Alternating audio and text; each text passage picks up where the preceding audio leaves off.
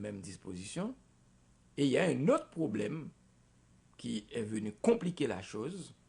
Lorsque le kidnapping, ça commence, il y a une partie de la diaspora aux États-Unis qui s'est impliquée dans l'argent facile et qui décide de devenir exportateur d'armes en Haïti. Pourquoi? Pour comprendre bien le problème, aux États-Unis, il y a ce qu'on appelle le Second Amendment, le deuxième amendement, qui, un citoyen américain qui achète une arme n'a pas d'explication à donner et n'a pas à rendre compte. Donc, on peut s'acheter autant d'armes qu'on veut et ce que ces gens font, on les exporte vers Haïti. Pour comprendre le jeu, maintenant, un 9 mm qui se vend aux États-Unis à $300 se paye en Haïti $3 000 à 4 000 $. Mais donc, Mathias, j'ai posé la question. Oui, merci de nous avoir donné autant d'informations. Mais comment on peut, parce qu'on sait tout le mal que ça fait, vol, viol, crime et tuer des gens et presque tous les jours, n'est-ce pas? Il y a ce mouvement-là. C'est même pas comment sortir. Le fameux comment sortir. Comment s'en sortir? La question a été posée. Le Premier ministre, supposément et officiellement, on peut le dire, là, il a fait une demande d'intervention étrangère, etc. Ça n'arrivera jamais. Et on le sait. Et récemment encore, là, il y a un groupe parlementaire qui a dit à Justin Trudeau, non, niet, il ne faut pas envoyer de troupes en Haïti. Alors, ce mouvement qui est avec, je veux pas dire de gros mots. Mais avant d'arriver au mouvement, dites. On a un problème qui est posé, et je pense que la responsabilité de l'État. Il n'y a pas d'État, l'État s'est effondré. Bon, alors, vivons avec ce que nous avons, c'est le peuple. La responsabilité de ce qui reste de l'État. C'est même pas un résidu de l'État. De ce qui reste de ce qui reste. C'est de faire appel aux... Il y en a des gens capables qui comprennent les questions de sécurité pour réfléchir et offrir un plan. Et négocier avec les États-Unis d'Amérique, d'un côté sur les questions d'importation d'armes légales pour les forces légales, et de nous aider à bloquer les armes illégales qui rentrent. Et si nécessaire que les États-Unis ne veulent pas, aller vers d'autres pays. Mais nos dirigeants ne vont jamais le faire parce qu'on a besoin du support du gouvernement américain pour rester au pouvoir illégalement. Est-ce que Jovenel Moïse a été mis de côté par l'international parce qu'il voulait justement se soustraire à cette situation-là où on devrait tout faire et recevoir l'aval des États-Unis avant de bouger pour Haïti? Je vous ai dit tout à l'heure que je ne veux pas parler de Jovenel, puisqu'il était ministre, mais je ne pense pas que Jovenel avait perdu le support de l'international. Et au contraire, je pense que Jovenel écoutait aveuglement les recommandations ou les exigences du gouvernement américain et du Canada. Et maintenant qu'on cite les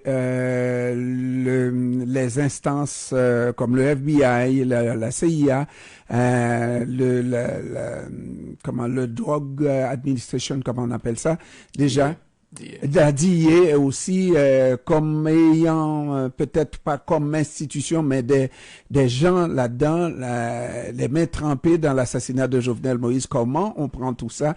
Surtout que le meilleur procès... Je m'étais promis de je vais vous donner des faits. Ouais. Je m'étais promis et je me suis promis de ne pas parler de l'assassinat du président Jovenel, vu que j'étais ministre pendant son assassinat. Et pendant les 23 jours où Claude Joseph était à la charge du pays, j'étais quand même assez bien placé. Ce que je peux dire, c'est que la mort du président est issue d'un grand complot. Et comme je l'ai dit à un journal anglais, de Guardian pendant la période, il faut attendre l'enquête. Il faut attendre l'enquête. Peut-être pas l'enquête haïtienne, puisque je pense que la situation haïtienne va être comme en Haïti, va être comme l'assassinat de Jean-Dominique. L'enquête va se poursuivre ad vitam aeternam. Mais il y a deux éléments.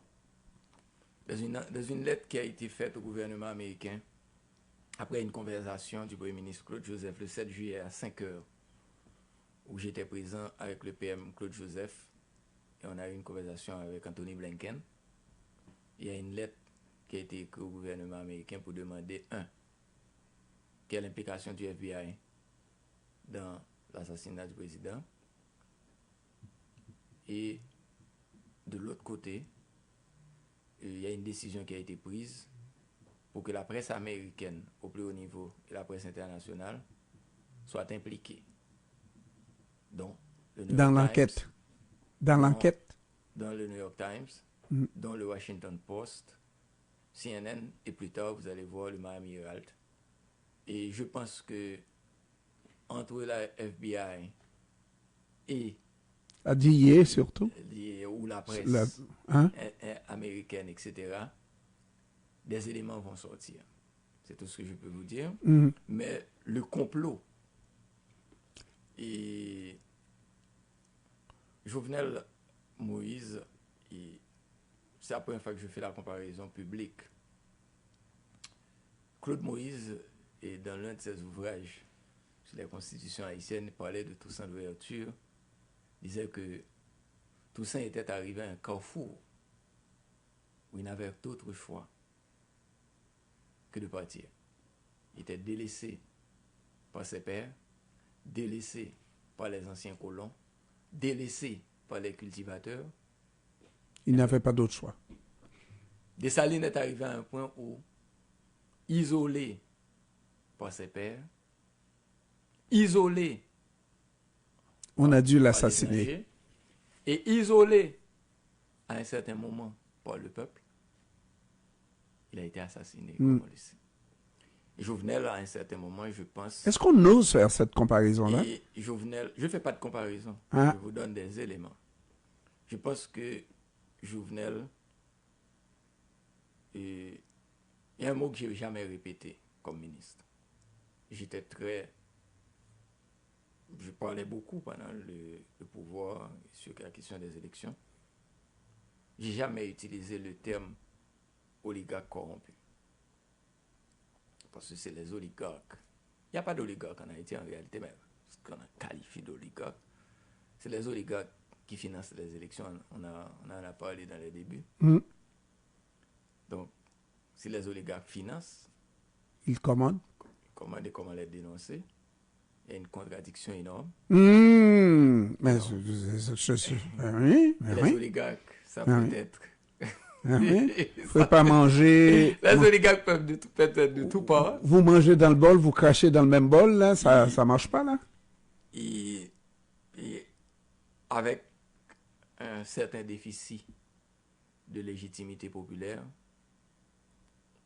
vous êtes isolé. Vous êtes isolé et peut-être que la solution, si les Jovenel avaient vu comme vous auriez dû dire à Jovenel Moïse qui est arrivé dans l'histoire. Je ne peux pas vous dire sur ce micro ce que j'ai dit au président.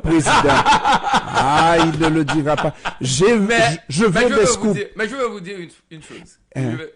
C'est pour la première fois que je dis ça. C'est un scoop.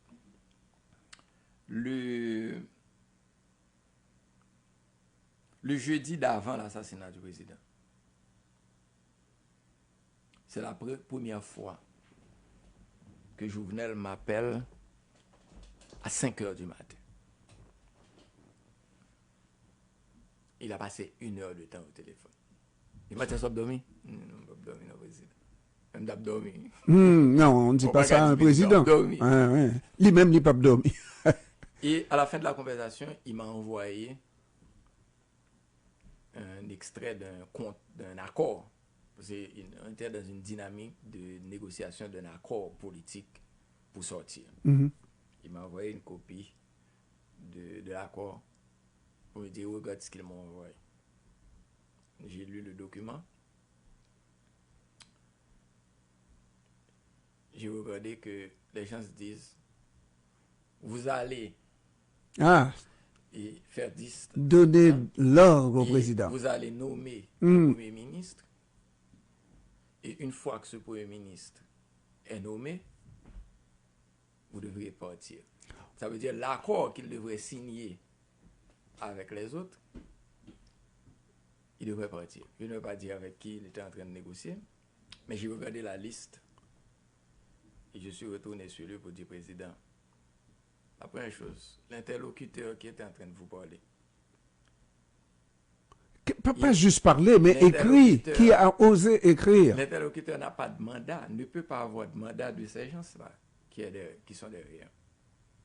Donc vous avez un problème. Qu'est-ce que vous allez faire? Et je me rappelle qu'il m'a dit, va parler à un tel. J'ai parlé à la personne pendant 40 minutes.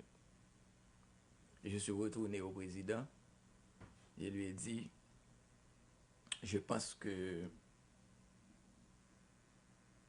il n'y a pas de chance. Que vous restiez. Non, pas de chance que vous restiez, pas de chance que vous arriviez à un accord avec ces gens. Ok. Ils sont à deux pôles totalement différents. C'est qu'on vous remplace. Parce que le président était dans une dynamique à ce moment-là. Il était un président affaissé, un président qui... Mais est-ce qu'on comprend que c'est le contexte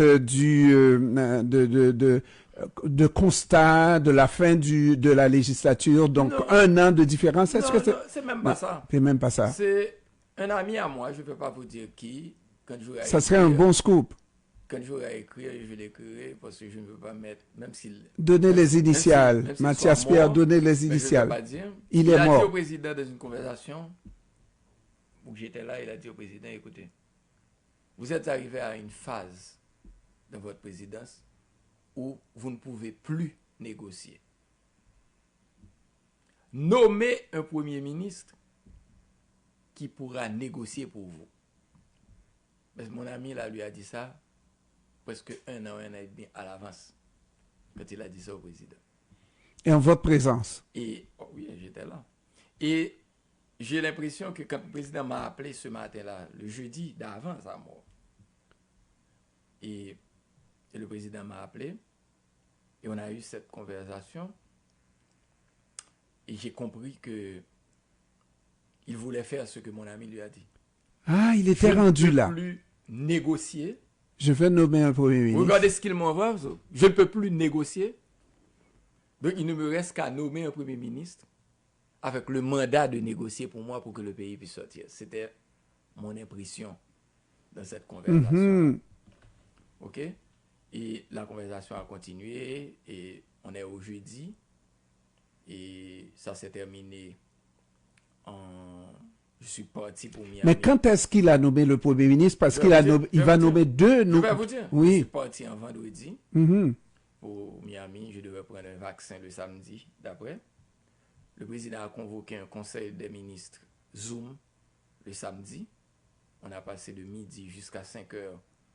On devait faire sortir le décret électoral qui a été publié en lundi. Donc, on a travaillé sur le décret électoral de samedi de 11 heures presque jusqu'à 5 heures.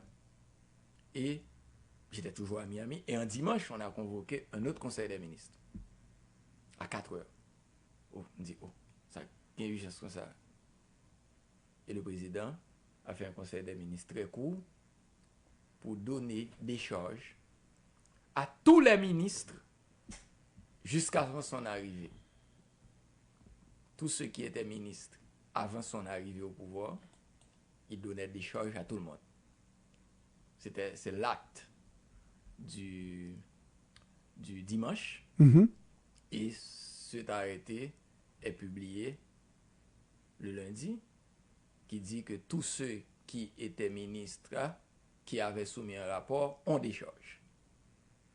Et certainement, je suis rentré en Haïti lundi, mardi matin, je me rappelle, et je crois que lundi après-midi aussi, je crois que lundi, oui, le président a nommé par tweet le Premier ministre Ariel Henry, mais aussi, et nous étions informés, tous les ministres, qu'il allait nommer un Premier ministre lors de ce Conseil des ministres de dimanche aussi, et qu'il allait nommer un Premier ministre, et que l'on devrait tous donner notre support, ceux qui vont rester, ceux qui ne vont pas rester, donner notre support à ce en acceptant de démissionner d'une certaine manière. Et vous parlez de qui? Vous avez démissionné. Oui, il y a eu une démission en bloc. Il nous a dit, il va pas eu de démission en bloc. Il y a eu cette conversation qui nous dit il faut donner le support au Premier ministre pour laisser l'ouverture pour qu'il y ait négociation, pour qu'il y ait élection. C'était ça un petit peu. Et l'arrêté est sorti, etc. Donc tout le monde était. Je me rappelle, j'ai eu une émission Le Point en mardi quand il a nommé le Premier ministre. Et j'étais demandé d'intervenir pour donner mon support, etc. Et le mardi, j'ai eu une réunion, je me rappelle, à 5 heures, et en général, 2 fois par semaine, 4 heures, j'avais une réunion avec le core groupe pour coordonner les élections. Donc, il y avait une réunion, BINU et tous les ambassadeurs, en général, je dirigeais cette réunion. Et en général, quand je termine ce type de réunion, je fais un rapport au président et que je l'ai appelé à 6h30 pour lui donner un rapport sur comment la réunion s'est déroulée. Et le décret électoral était bien accueilli par le corps groupe, l'ensemble des ambassadeurs, et tout le monde accepte de donner l'apport du financement pour l'organisation des élections, et on s'est parlé. Et puis je suis monté chez moi et bon, on connaît le reste, entré dans la nuit du 6 au 7 juillet. Mathias, je vais vous voler 5 minutes de plus parce qu'il y a l'autre émission. C'est bien beau de regarder ça parce que vous êtes un homme, vous êtes croyant, vous savez ce que c'est que le karma. Comment vous avez réagi à l'assassinat de Maître Montferrier d'Orval, le comportement de ce gouvernement auquel vous avez participé, qui a tout fait pour que Montferrier d'Orval, c'est mon impression, ne m'envoyez pas de tomates, Mathias, tout fait pour empêcher que Montferrier d'Orval ait justice, et aussi le fait que le président lui-même ait dit 5 minutes après l'assassinat, la femme du président avait en main la photo de l'assassinat, etc. C'est qu'on était proche des assassins. Et ce que je peux dire, j'évite de faire des commentaires, particulièrement quand il y a des enquêtes en cours. Il n'y a pas d'enquête en Haïti bon, sur Montferrier d'Orval, entre vous et moi, là. Il y a un assassinat, il y a un juge, donc il y a enquête. Entre guillemets, le tribunal aussi a enquête. Bon, mais le point fondamental, c'est quoi? C'est que très souvent en politique en Haïti, nous sommes très sadiques. Parce qu'il faut dire aussi que Montferrier d'Orval supportait avec tout son verbe le processus de référendum qui se faisait aussi. Il faut se dire aussi que Maître Montferrier d'Orval était aussi l'avocat de certains très grands de l'élite. Et très puissant. Donc, des fois, il y a des choses qui arrivent en Haïti. C'est tout ce que je peux vous dire. Ça veut dire que des fois, vous pouvez être l'agneau immolé. Mais et retourne dans la Bible. Dieu s'est fait homme. Pas vrai? Ouais. Dieu s'est fait homme et s'est fait sacrifier. Pourquoi? Pour aider le peuple à prendre conscience et pour comprendre l'être humain. Donc, je ne peux pas dire beaucoup plus. Non, mais selon nous sommes de l'extérieur, nous regardons les choses. J'aurais pu vous poser des questions sur, on n'a plus de temps, sur Petro-Caribé. On a l'impression que Jovenel Moïse, moi, il y a eu un discours. J'ai fait l'apologie de ce discours de Jovenel Moïse ici à ce micro, en entendant Jovenel Moïse nous dire toutes ces belles infrastructures que vous avez dans des pays de l'Amérique latine, infrastructures routières, comme le Chili, etc. Et ne pensez pas que le gouvernement chilien a dépensé de l'argent sonnant et trébuchant. Je peux aussi demander à des instances internationales de construction de venir jeter des autoroutes, etc., etc. Mais il n'a rien fait. Il a parlé d'électricité en 24 mois. Il n'a rien fait. Je peux vous dire une chose. Et je prends cet exemple pour terminer sur le président assassiné. Petro-Caribé. Quand Jovenel Moïse est arrivé comme président, il n'y avait plus d'argent du Petro-Caribé. Et moi, pour avoir étudié les systèmes de corruption et particulièrement le procès de consolidation, je me rappelle quand cette crise allait s'éclater sur les Petro-Caribé, j'ai fait un rapport, on a demandé avec d'autres, dont quelqu'un qui était très, très puissant du gouvernement, pour lui demander pourquoi ne pas faire l'enquête en bonne et due forme sur le Petro-Caribé. Pourquoi? Faites l'enquête. Faites comme Nora Alexis. Mais j'ai l'impression qu'il avait peur. C'est ma conclusion. Et j'arrête là. Moi, je ne peux que vous remercier. Oui, j'ai l'impression, mais on l'a dit tout à l'heure aussi, avoir mangé dans la main du diable et craché au visage du diable après, là, c'est pas acceptable, n'est-ce pas? Mais le karma, on le dit. Je ne pense pas qu'Haïti va rester et va se calmer aussi simple après l'assassinat du président. On n'a pas besoin d'assassiner un président. Ouais. On n'a plus besoin d'assassiner un président. Nous sommes à 8 assassinats de président. Pensez que c'est le dernier? Je ne sais pas. Je respecte. Pensez pas qu'on devrait chasser du pouvoir Ariel Henry? Je n'ai pas d'opinion. Par des manifestations, mais je n'ai pas d'opinion. Par le BK. Je n'ai pas d'opinion. Mathias Pierre, je vous remercie d'avoir pris du temps de nous parler. C'est un plaisir, Pierre. Oui, un plaisir Pierre allemand, n'est-ce pas? Merci beaucoup. Je vous souhaite bonne chance. Vous allez retourner dans le pays aussi là. Est-ce que vous avez des blindés pour vous protéger? Non, je ne suis pas. Mais est-ce que vous avez un gang pour vous protéger? Un gang? Non, pas tout le monde a des gangs. Tout le monde a des gangs. Pas tout le monde a des gangs. Pas tout le monde. Ok. Ok. Et merci beaucoup et je vous souhaite bonne chance. Est-ce que vous êtes candidat à la candidature? Je n'ai pas d'argent pour poser ma candidature. La dernière fois, il avait mis mon poste. Mais je vous dis que j'étais déçu de vous voir candidat. Et parce que quand on fait ça là, si on sait qu'on peut pas changer grand chose, alors Mathias, c'est pour l'argent. Non, j'ai mis mon argent. Non, Mathias. Mathias, laissez-moi, Monsieur Pierre. Pour être candidat. Oui.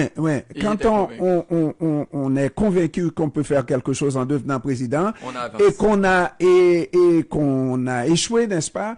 Et puis qu'on aille dans le gouvernement, de Jovenel Moïse. Non, il n'y a pas d'échec. Je vais vous expliquer. Je vous explique. C'est peut-être pour l'argent, Mathias. Non. Moi, j'estime que d'ailleurs, Jovenel était un ami, était toujours un ami. On était dans la chambre de commerce ensemble. Vous avez étudié en génie avec lui? Non, depuis 2009, il était le président de la chambre de l'Ouest. J'étais le vice-président de la chambre de l'Ouest. Donc je le connais. Ouais. On s'est parlé le jour des inscriptions. On n'a pas fait la même route. J'ai combattu Jovenel. Mais moi, j'estime, une fois qu'on a été aux élections et quelqu'un a gagné, il faut supporter cette personne. Et quand Jovenel m'a appelé, c'était en janvier 2021. Pour faire quoi? Pour l'aider dans l'organisation des élections. Et quand je suis arrivé au palais, je dis, président, écoutez, si je dois m'impliquer, je dis, moi, pas un candidat. Je dis, si vous n'avez pas de candidat, ne me demandez pas quoi que ce soit. Je vais essayer de faire qu'il y ait des élections libres, honnêtes et démocratiques. Et c'était mon implication. Mathias Pierre, merci beaucoup. Vous êtes un grand Pierre. Il me reste à vous recevoir comme gonaïvien, faire de vous un gonaïvien pour être mon cher, le Grenor. Un être parfait. Le Grenor. Merci Mathias. Merci mesdames, mesdemoiselles, messieurs. Merci d'avoir suivi cette émission jusqu'à la fin. On s'excuse auprès des partisans de l'équipe de Yvon Chéry. On s'excuse. Maintenant, on laisse l'antenne à Yvon Chéry et à son émission. Merci, au revoir et à la prochaine.